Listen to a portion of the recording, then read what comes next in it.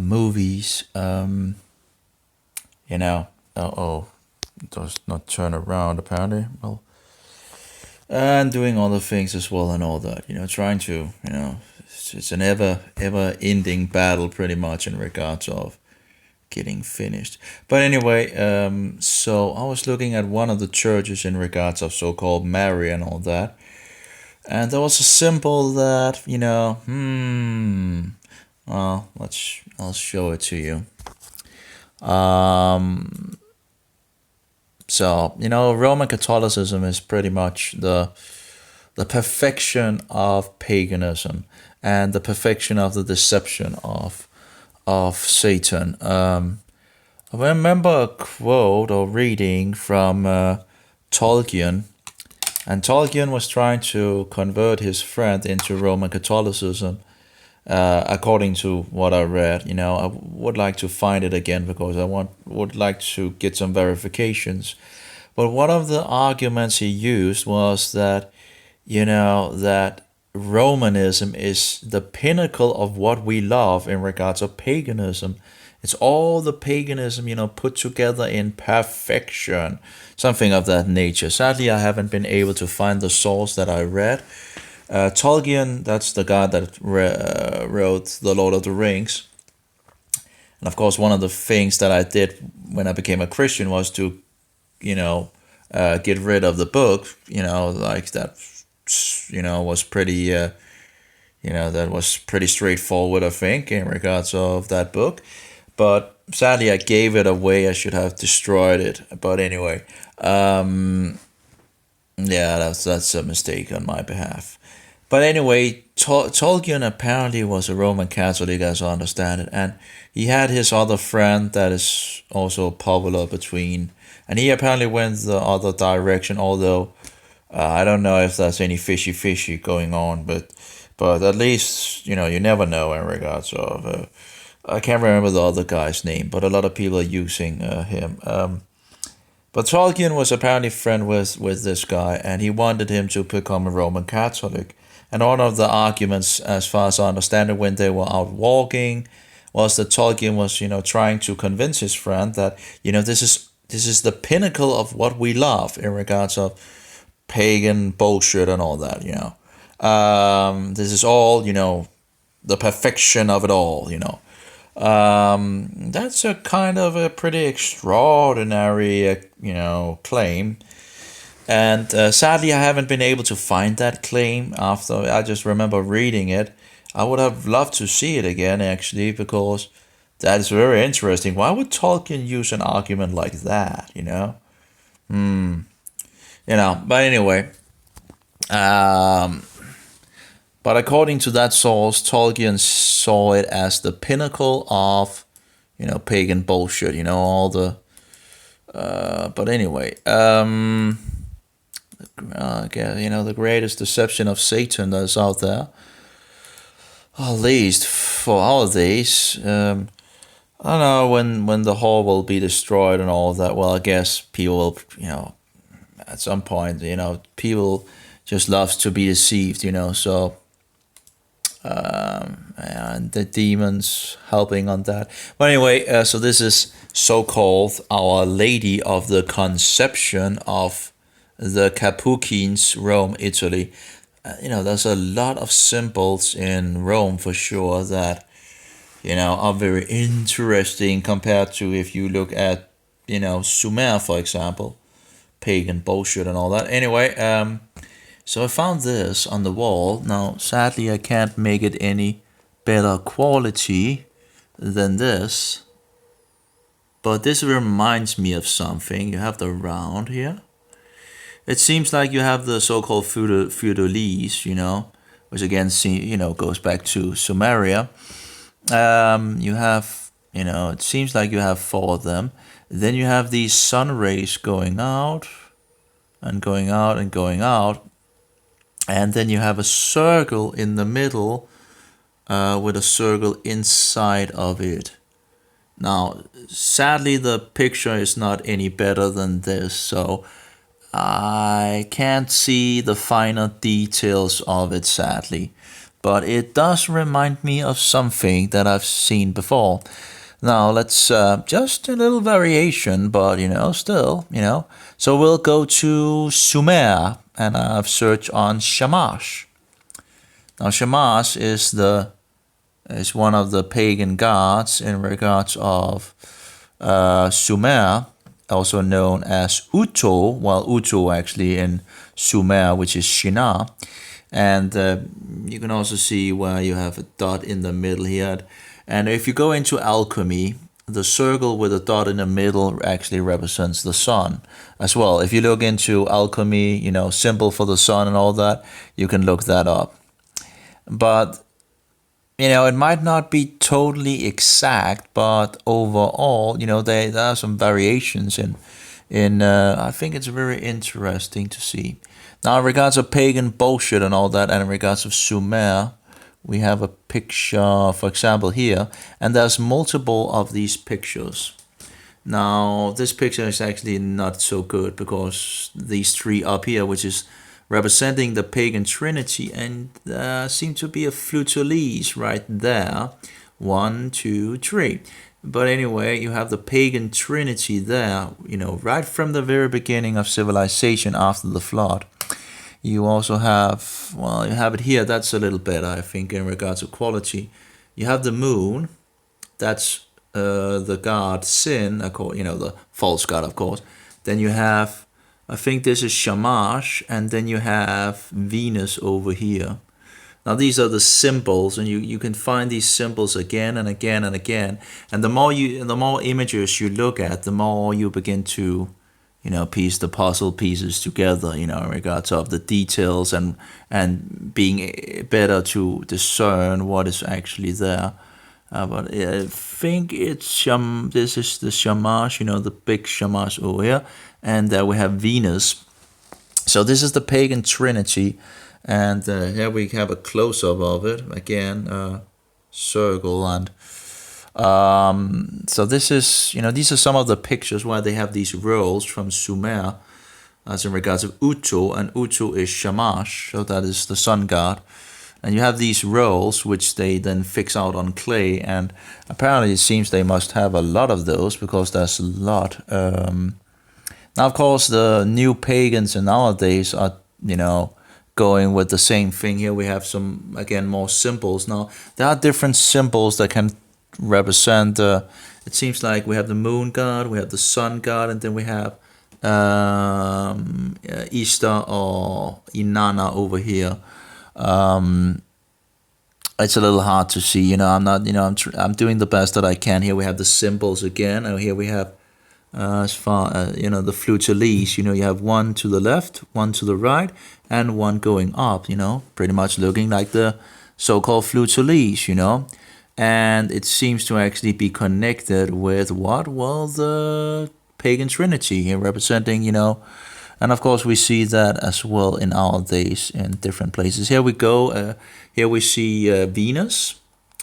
Well, that is Venus, but Inanna, which is Easter, the queen of heaven, and there we see the Sin, also, Nana actually in Sumer, and Sin in Babylonian, and then we see the sun god over here.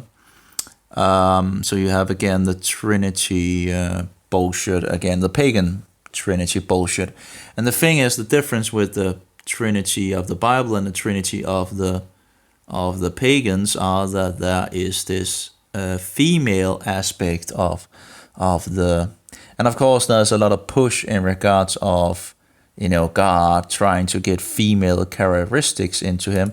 The feminists are really going at that, and so much bullshit. Anyway, here we go again. You see the pagan trinity again. You see here, this is Venus, which is Inanna, queen of heaven, Easter. Here we go with the moon. That's Nana, or also called that's Nana in regards of a male aspect, also called Sin, and here we go with the sun god. So you again, and you have it over here. You have it again and again and again. And if you go look it up, you can see it, and you see it again and again and again. I think the Assyrians, if I remember correctly, the Assyrians, in regards of Aramean, have a huge amount of problems. If we search on Assyrian flag, let's look at the Assyrian flag and see if we can. Yeah, do you see what is there? Can you see what is there? And of course, as I understand it, this also represents the sun god. Do you see the symbol there? What is that symbol representing? That symbol is representing the sun god, Shamash. That is their flag. That is the Assyrian flag. And the Assyrians have a lot of pagan bullshit.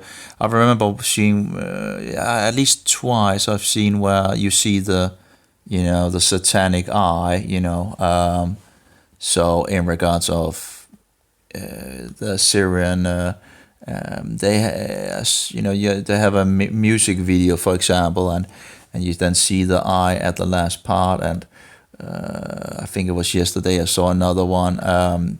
So that's the two I can remember on the fly anyway. But there's most likely a lot more.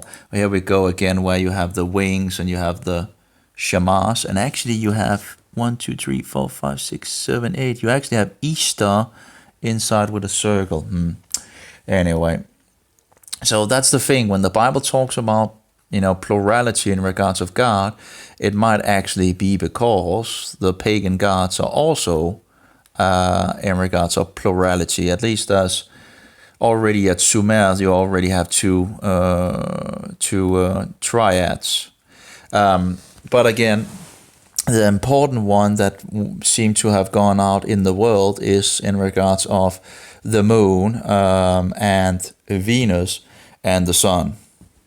So that seems to have been the popular and giving a lot of different names. Here we go with the Assyrians again, and what do they? You have the symbol again of the sun. So they have a lot of problems for sure, and they are. Here we have us, it's just and they're using this flag. They apparently love their flag. Who would want to flag for the sun god? So there you can see a link anyway for that. It's filled with pagan symbols everywhere. But they still have that traditions also in regards of the different planets, in regards to the different gods and all that. I remember, I've seen different things in regards to that. I think first time was in regards of clothing. I saw some clothing from the Assyrians because I was interested in the ribbon thing, the in regards of biblical matters, and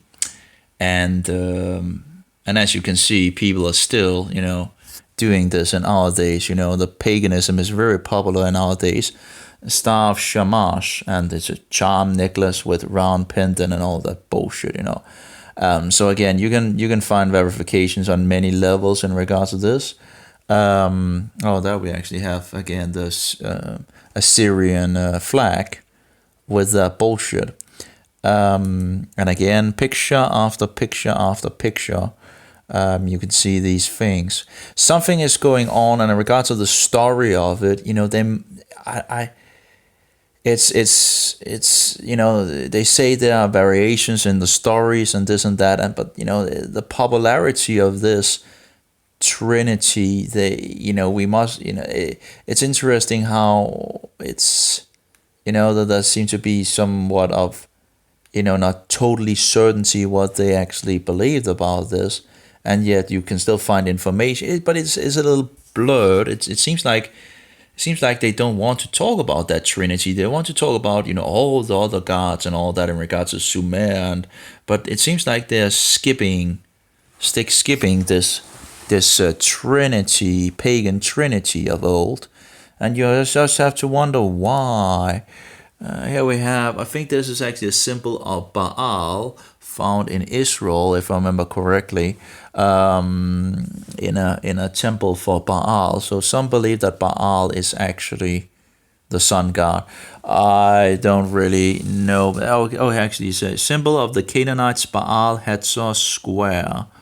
We have the Shamash sun god. I guess the thing is, I don't know how that, if that connects, but anyway, there's a lot of things. Here we have the seal of Shamash again, and it just continues and continues and continues. Again, you can find multiple pictures from the past and again modern day also in regards to, because again paganism is exploding in our days, and this freedom of religion is, yeah, let's just make it, let's just make it okay to worship the devil. That sounds like a very bad idea, but that's of course the Roman papists that was complaining because the Protestants, when they knew something, they didn't allow the Catholics to do their abominations.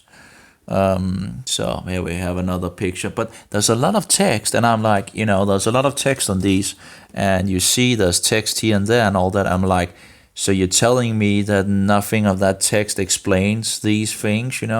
Give me a break. There must be a lot of text that explains this. They're fixing it all over, here and there on picture after picture. And you're telling me there's not really any written thing in regards to what they believe about these three? Oh, that doesn't make sense. Anyway. So here we have seal of Shamash again. It's, and here we have another one in regards of, standing, it looks like the cookie Jesus. Of course, we can also see in regards of Egyptian of, that we have the cookie Jesus as well, Well, it was the Eye of Ra, but, it looks like the Catholic cookie. Sun god, Shamash, yeah, bullshit. And apparently this is also representing the sun as far as I know.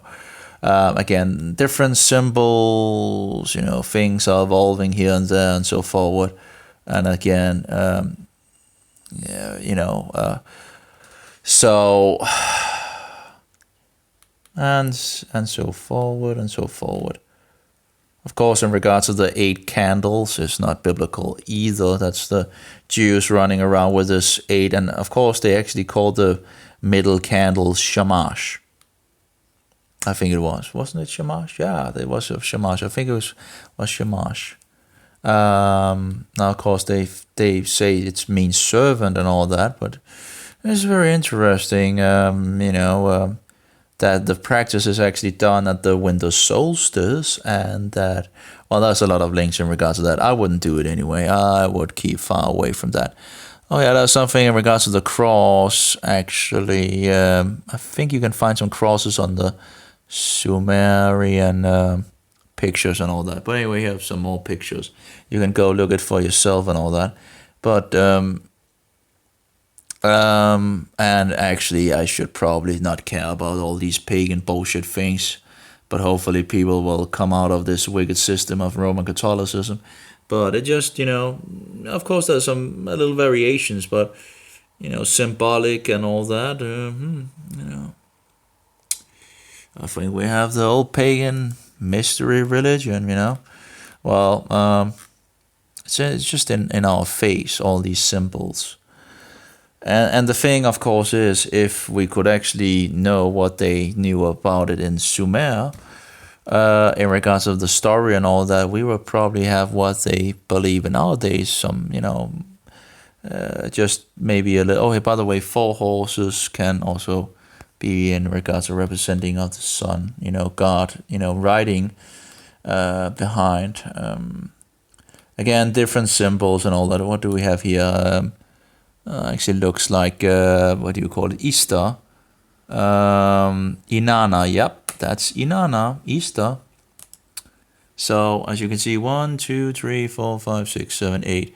And again, apparently there's differences that can be represented. So again, I don't know, and there seems to be people not knowing either what is going on, and I really wonder how they couldn't know, because there are writings on these different things, and as I understand, we can decipher these words. So are you telling me there's nothing in regards of the stories of these pagan gods, written in stone about it. Is that what you're telling? That doesn't seem sensible to me. I think someone is hiding something, or Satan is trying to. But whatever the case, I guess it really doesn't matter because it's pagan bullshit. And here we have sin. We have Anu, Enlil, Inki, Sin, Shamash, Adad. So female consort. There's apparently different information how it's sorted out. But I just wonder how we can be uncertain in regards to this pagan trinity when we have the Sumerians, we have the Babylonians, we have the Akkadians, we have the Hittites, and you're telling me that these prevalent gods, these pagan gods, that we don't know more than we know in regards of what is going on in regards to these three? Is that what you're telling me? You give me a break. Because then people will say, no, that's not true, that what this guy says and all that. And well, what is the truth then? Because don't tell me that we don't know. You can't tell me that we really don't. We have so much writings from these different old civilizations, and the symbols are all over, and you're telling me we don't know or whatever. Give me a break. And why is it that they, all these people want to talk about every single other, deity out there, false deity, false god, demon god, and yet, they tend to jump over this, And again, of course, you can get information. Yeah, some believe that this picture here is in regards to the Tower of Babel. I don't know, but where they are, but whatever. And that's. I don't know about that, but anyway, again, these symbols are represented, everywhere, and of course in our days as well. And here we have a symbol that's what is that from? Is that from? That actually looks like it could be Roman with a Nazi sticker in it. Let's see where they get that from. Because of course it is, the swastika is a sun symbol. So you have the cookie Jesus of the Roman Catholics in regards to the Nazi flag. And besides that, being round, being in regards of, if in regards of Roman Catholicism, you see sun bullshit everywhere in regards of solar worship. But not only that, you see a swastika in the middle of it. So what does the swastika represent? And in regards of actually being representing of the sun, you can see, I've seen other sources where people are complaining that, for example, that the Japanese flag are the same as the Nazi flag in regards of, well, that's in regards to the sun again. So another confirmation in regards of it being the sun. So again, it's symbols, sun symbols everywhere. Okay, here we go again with sun. There's some Egyptian where they're holding the sun and all that. But where's the image I was looking for? Another, apparently that's sun symbol. A lot of sun symbol. Where is that picture? Of course, in the book of Revelation, it also talks about Apollo or Apollyon. I think it uses both the words. Apollyon, as far as I understand, it goes back to Apollo anyway. Maybe it uses two other names. It uses the Greek form and the Hebrew form, I think. And as far as, let's just go back to Apollo, and that's another sun deity, or solar deity. In regards of sun, that's a little hard in English. Here we have another picture, oh, that... here we have in regards to the Vatican, but I would like to find that image I was looking for. And then, of course, the sun wheel at the Vatican. So, where is that image? So, it's everywhere. Who is what? The high pagan priest. Of what? Well, of sun worship. What was Constantine? He was the high pagan priest of what? Of Sol Invictus. Ooh, yeah, high pagan. I'm not going to look any, but that was an interesting, interesting. You can see it here. That's like a swastika, and it looks like a, what do you call it, a mosaic, like in regards to the Roman times. Now, of course, it wouldn't be. It looks like the symbol of the Shamash again. Again, you have a little variation here and there, but and then you have the sun symbol in the middle. I also have a lot of other images from different places around the world, and you just see all these sun symbols everywhere. Here we have another one in regards of, the triad. Down to the right is Shamash, then you have the moon god, and then you have Venus up there, an 8-pointed star. It took a little time to figure things out, but after you begin to, there's so many pictures out there, and you just go through the pictures, and little by little you begin to figure things out. I could use a lot more time on it. It's also interesting that some of these 9 candle lights in regards of, that's actually interesting. Brass menorah, small candle base, Shamash above Star of David. Yeah, so you can actually see the Star of David in regards of Sumer. So again, the first civilization and all that after the flood. And we already know that they went haywire, because God went down, or the gods went down, let us go down and confuse their languages, the tongue. And but we already see the symbol of the Star of David at that point, So, and we see it in other pagan temples apparently, Roman temples apparently in Egypt, in Egypt and all that, and other places here and there. And it seems like they're trying to hide what, the connections of the past. And here we see in regards of, that's someone actually just, making a picture. But there you see the wings and all that, and what is in the middle? Well, the sun god. The sun god, yep. So, but it's interesting that in regards of lighting the 8 candles, and then you have the middle candle called Shamash, which, is the exact same thing as the sun god Shamash from Babylon. And then, of course, this tradition is at the winter solstice. And then I remember from a Jewish lecture, a Jew that kept the lecture, he was saying, well, a lot of the Jews was already Greganized or heathenized. So after winning back the temple and all that, one of the reasons why they might have, made this into, might have been in regards of some Jews already compromising with the Greeks. So, but they called it a second Sukkot, which is not written in the Bible, but, because they didn't get to the Sukkot of the year, then they, made another Sukkot, which is not written in the law. And then it evolved into what it is now, and a lot of rabbinic traditions and all that.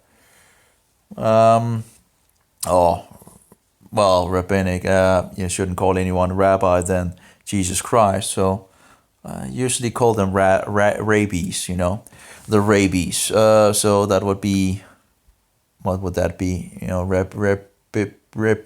I don't know. But anyway, the thing is, the middle candle is called Shamash. You sometimes see the Star of David as well in the middle. If the Star of David is actually going back to Sumer in regards of, already, sun worship and all that, that would, the union of, and might giving birth to the sun god. I'm not entirely sure there are different variations out there. It seems Satan is, but of course it doesn't really, we just need to keep to the Bible. But the thing is, we don't want to be deceived either. So yeah. So that was just interesting, I guess, in regards of. And then, of course, it's at the winter solstice, so it's another winter solstice celebration. Now, it does move a little in regards of Christmas, because the Jews are using a little different calendar than the Roman pagan sun calendar, and thereby it's sometimes it's compared to Christ Mass or Yule. it moves a little, but it's still a winter solstice festival. So now we go with the moon god. What do we have here? Then we have the all-seeing eye. The so-called great architect. That's Satan, by the way. Many names. The Eye of Ra, and so forward. We're told not to depict God. The Jews are doing the same in regards to depicting the eye. So, huh.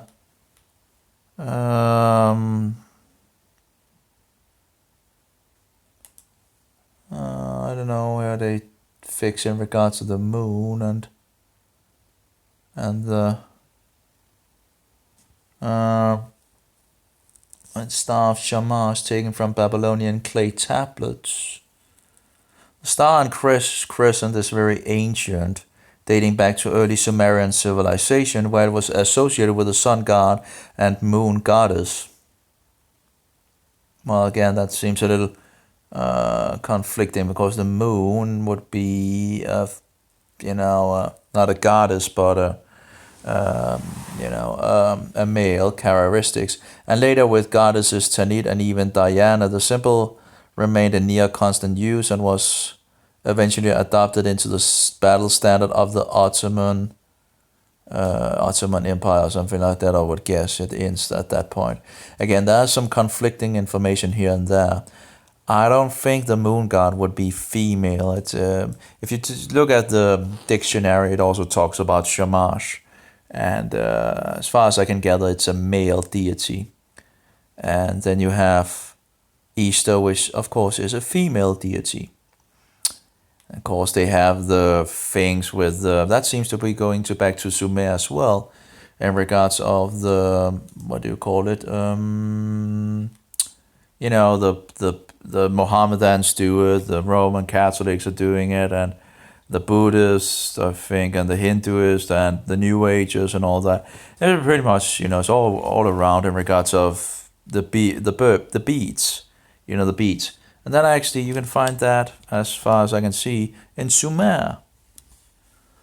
Oh yeah, for example, I'll give you a picture here. It stands with, this is a close-up of, and they have these flowers as well, and Easter is also represented by one of these. That's different symbols, things tend to go along, but you can see the Easter gate. You have all these flowers. If I remember correctly, she actually is, also remembered by that. There was something in regards of also being represented by some kind of animals. I can't remember everything, but and it doesn't really matter anyway. What matters is the truth in regards to biblical things. It's just sad to see the world are just so indwelled in this bullshit. But anyway, it seems like the Assyrians are proudly keeping to their traditions of pagan bullshit. You also have the tradition of a blessed tree, or what do you call it, the divine tree or whatever bullshit.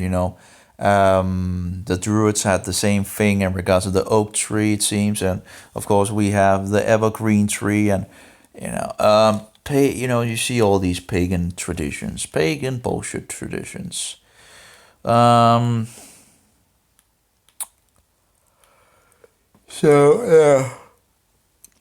it seems like that the so-called Star of David might represent the union of,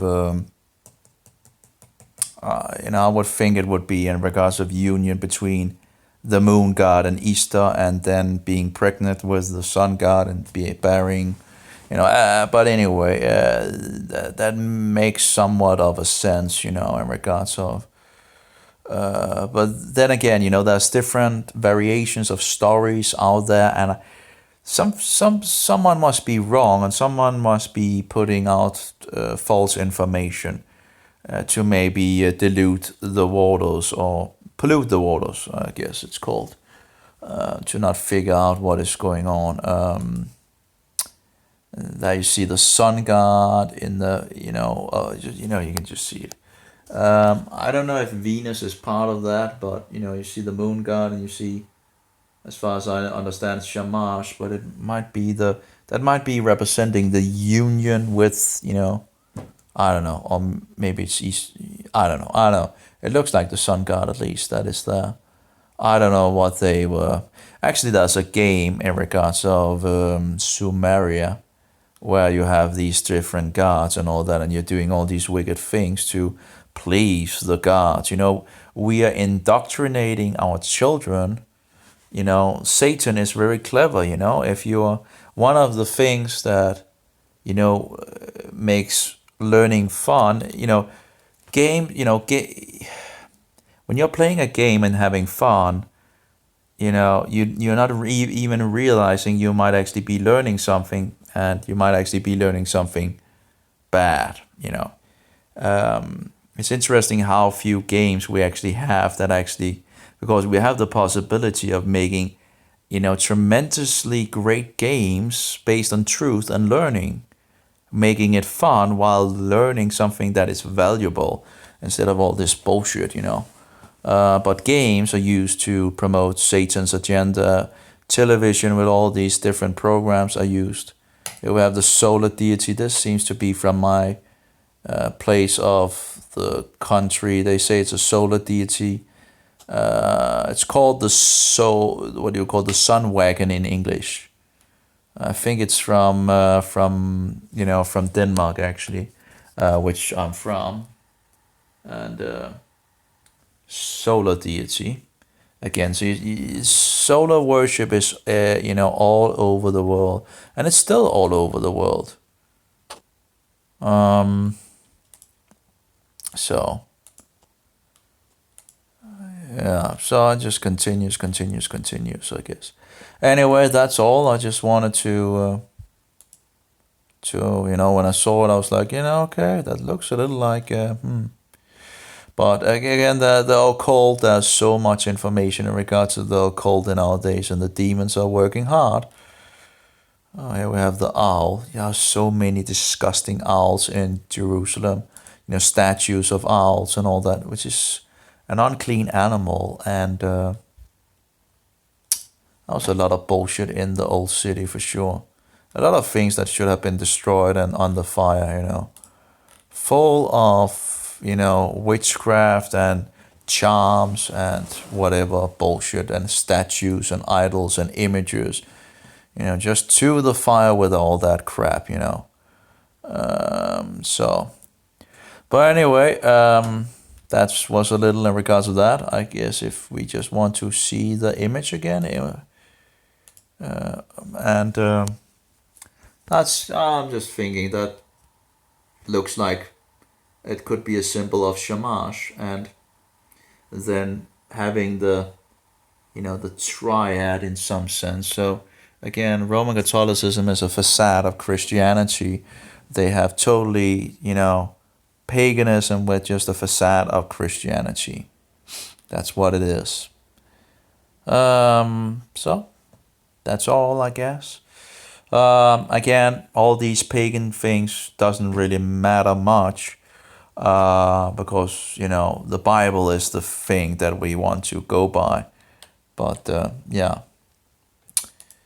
But of course, it exposes the darkness in something, in regards of they're trying to hide it and so forward. In regards of course, some seems to actually want this, promoted, and I guess we'll probably see more and more promotion of these things. As the so-called New World Order takes form. It is going pretty quick nowadays. It's only moving forward. Anyway, have a good one. May Jehovah be with you, and Yeshua be a most precious pearl, and the Spirit of truth be in us all. Amen. Have a good one. I actually tried to, by the way, I tried to write the English Museum. I never got anything back from them, asking them about this Trinity, and never ever, well, again, it doesn't seem like people is so talkative about this. Might be the demons keeping them away from it. Anyway, have a good one.